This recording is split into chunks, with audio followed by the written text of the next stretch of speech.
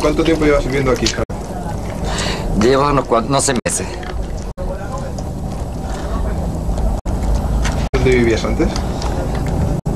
Es un apartamento en el Bronx. De ahí que hay presa, hizo daño. No encontré ni casa, ni marido, ni nada. Entonces le abrazo a Mark, al tesor Mark.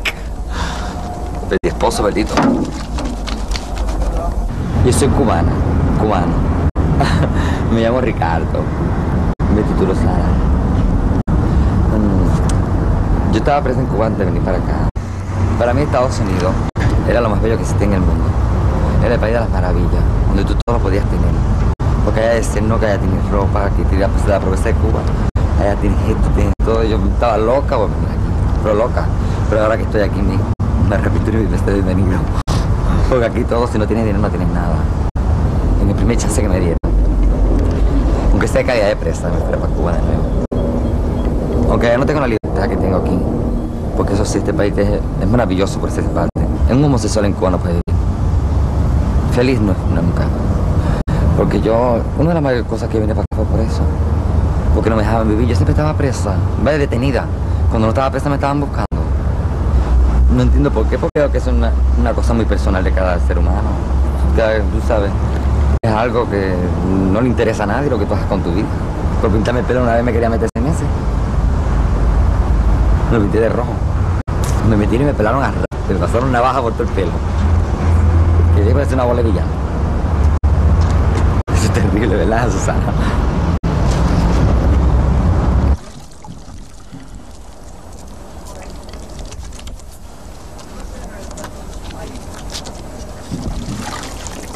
¿Y no hay ningún sitio por aquí donde podéis ir a ducharos?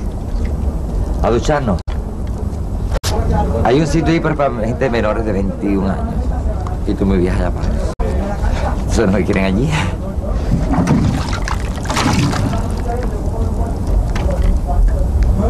Yo me baño en un trozo de eso. Me meto con un cubo de agua caliente, esos primeros baños bellísimos. Cuando se me pasa frío. La historia de María fue muy bella allí. Yo estuve 2 días en el mar. Llegué a Cayo Hueso. Ahí nos recibieron bien lindo. Los americanos, los cubanos, todo el mundo. Toda la gente de acá. Nos recibieron bien bonito. Un sentimiento muy grande. Yo lloré mucho. Entonces, ver el trato que nos dieron así sin conocernos, sin nada, y ser un país que no está asociado con Estados Unidos. Vaya como sabes que son diferentes regímenes. Y me dio mucho sentimiento, me sentí muy feliz. Vi la libertad entre mis ojos. Y ahora voy a hacer lo que quiera. Ricardo lived in what has commonly been known here in New York, or at least would hang out in the salt mines, just a couple miles from here. A couple miles from here, the Department of Sanitation stores the salt that they use during the winter for when ice is on the roads. And there's a subculture down there which is absolutely incredible. It's been documented by public television. It's a colony of male prostitutes who work the streets and who live there. Greater numbers swelling in the summer, lesser numbers in the winter when it's colder. And he was a part of this very sick world. You were a drag queen? Yes. I make pretty good money that way. You made more money as a woman than you would as a man? Yes, about that time, yes. You know, I make about $500-600 a night. A lot of lawyers and doctors and people come over here. How did you end up on the streets? Because the drugs. I used to have my own apartment and everything. I started doing crack and shooting cocaine and heroin. Just messed up my life. Then I started taking hormones. They started to change my body. Did you always want to be a woman? Well, I think so. Because, you know, I acted different than all the boys. How did you act different? Were you more feminine? A little bit more feminine. But I always be that way. I'm a little baby. Always the people say, no, you are gay. That's what I started to believe it. I used to live over there, after the summer. You lived Over there, Up there on this ledge? Yes. You actually used to eat out of garbage cans? Yes, over here. Because the all money I make at night, I use the drugs, you know. I so hungry next day in the morning, I didn't even have a quarter. Every day you had to go and prostitute yourself? Every day, every single day. He was the troublemaker of all. He's the one that introduced all the young kids getting on the street to crack and prostitution.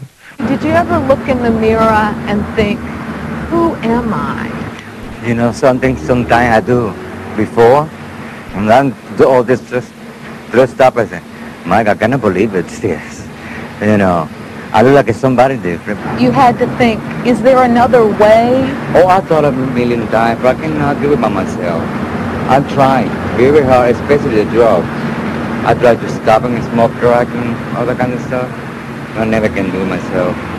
What did you think when you saw Sarah? Well, at first, I didn't know what it was, a man or a woman, because I never was exposed to nothing like this. You're on drugs, you hide, you don't want to be bothered by anybody. The people just come in, Ricardo, the name is, she said, I have run all over this place, all over. You run from them? All over, yeah. But they catch me. He said, Ricardo, we love you, you know. What we want to talk to you is about Jesus. And a lot of times we came back out, that he will be back out here again, and he will say, well, I need God in my life. He said, come on, you know, let's go to the church today. I said, I can't go on like this, you know, and can't embarrass me, you know. Ask me obey too. I never thought the church was going to accept me like that. The first time I was in church, I remember I thought the symbol of somebody taking me to him, and he prayed for me. What was your first impression the very first time you saw Ricardo? It was an incredible first impression. This attractive blonde woman with a black dress on, black stockings, black high heels, had her back to me, didn't see me coming, and moved in front of me as I was going to buy her. And when I bumped into her, I said, excuse me, ma'am, and this woman turned and this low voice came out and said, no, it's okay, man, it's okay. And I realized that this attractive blonde woman was not a woman, it was a man. That's similar. It was always show a lot of love for Ricardo. Even when it came as a woman. I cannot believe if somebody can love me like that way. But one day, I surrendered myself to the Lord, you know. I said, well, I don't want you guys cut my hair and make me look like a man when I still feel like a woman.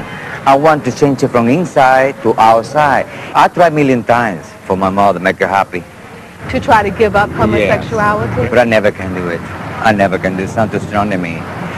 But, you know, when I accepted the Lord, I said, if you will take this out of me, you know, I really said from my heart. When he received Christ, we got him male clothing, and he showed up at a prayer meeting wearing, you know, pants and a shirt. That must sound so different to people, but the church cheered like the Queen of England had walked in, because we saw the very aura of his face, Norm, changed. God took him from this feminine, sickly look to a man, and now a man of God. We had to teach him how to sit and how to cross his legs and how to hold his wrist and how to everything. And it took 3 months to get him cleaned up enough that a regular drug rehab would take him, because they wouldn't take him the way he was. I thought you be gay is okay before. God's the only one love everybody, but that's not true. God make a man and a woman, and he don't make no mistake. Now I got different life, you know, and now I enjoy the way I look. I love to be like a man. And I'm very excited what God do in my life. I want you to meet Mr. and Mrs. Ricardo Aparicio. That is the most beautiful thing that God gave me. She's a wonderful, wonderful woman. She loves me. I know it. She's my sweetheart. What does this man mean to you? It's so special. He's incredible. You knew about his past.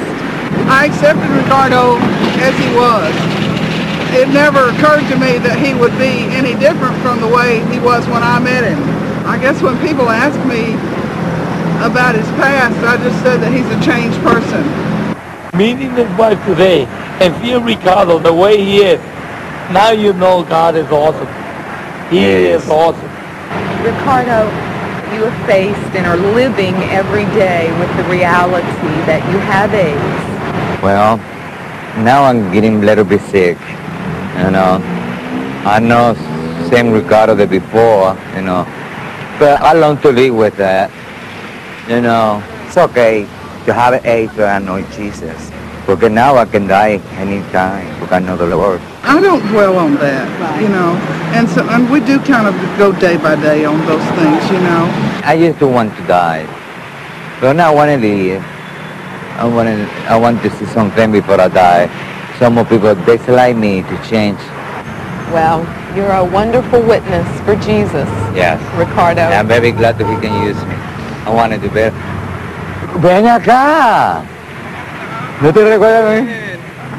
¿Cómo está? This is my wife Betty. Hi. How are you doing? Honey, I know this person for a long time. He was out here and we was all in drag, hustling out here for 10, 15 years. I tell you, the Lord really blessed me. Very blessed me. You know, I'm a new person, man. So remember always, guys, if you feel lonely, whatever, God's there. For you, I see how much he helped me. And he can do to you too. I know it's special. You know, a lot of people might think, yeah, that's good for someone else, but you don't know what I'm going through. I'm telling you, the fact that God could change Sarah, Ricardo, into a man of God who is now married, who is a blessing to people, who loves the Lord, it just goes to show that with God, nothing, absolutely nothing is impossible. Remember, if somebody can help you, that's God. I can tell you that. Definitely, I can tell you that. I live in the street for many years. It's nice to meet you. I'm about to cry, Carol. This is Sophie. We love you. Jesus loves you. Yeah. God love you. Lord, it was you when I was lost. You came along and rescued me.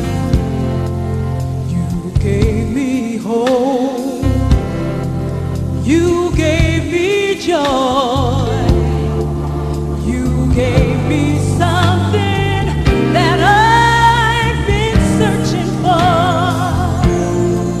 More than anything this world could offer. I've never known anyone like you. It's good to know that you are there beside me. It's good to know that you were there to catch my fall. It's good to know that you are there when I call. It's good to know that you are there. Lord, it was you